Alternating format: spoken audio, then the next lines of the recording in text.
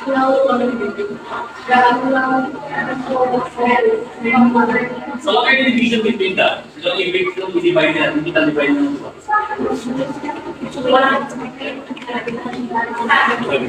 Status, di ba? Social economic na status yung kabuhay. Ang education mo na, i-count mo. So sa status mo, mag-aaral ka or corporate. Kaya kung naman is divide.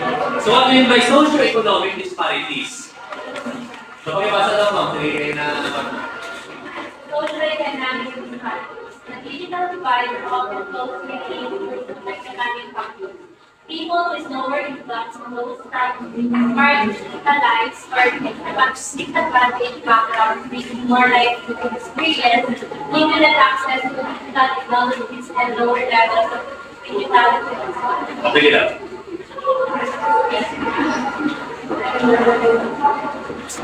So third, economic solution. Different ang way of living status sa government sa mga tao. So ito po din sa city, so ng progress nila sa mga provinces, tapos po sa mga sa ang mga kumuhay na pagsasaka, like,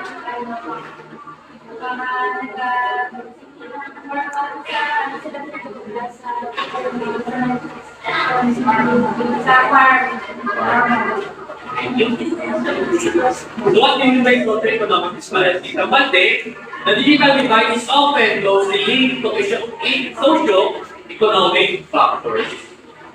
So next one, what are the factors naman daw, like sa pinagkalat mo, income mo, social status mo, pobre ka ba ang mga nun?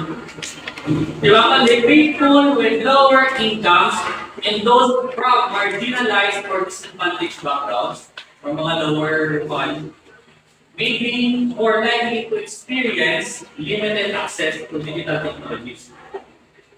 Like for example, kung wala nang pinag-aralan, because income, alam mo, may access to technology, wala. Kaya naman, sige daw, kaya factors na magtuloy, wala sa pinag-aralan sa income. Hindi mo afford magbakal sa technology. Iba naman, is hindi na afford magamit sa digital devices. And also, ang mga karanasan ng host, kung hindi magamit sa depende sa status sa buhay, kung hindi utak, kung business ka ba, kung farmer ka lang di basta. Kaya pwede ka gamit sa mga computer or cellphone. So kung mag-aaral kayo, kung naman pwede ka gamit sila. Divide. So na-divide division between sa poor and sa mga rich people. May socio-economic disparities. Na sila access. So kung rich ka, simple, pabaka sa pag-usuwa mo ng gamit. Kung poor ka naman, limited lang. Hindi mo ba sa ma-afford. So that is the socio-economic disparities sa atin. Naintindihan? Naintindihan? yes, sir. Okay. So those are the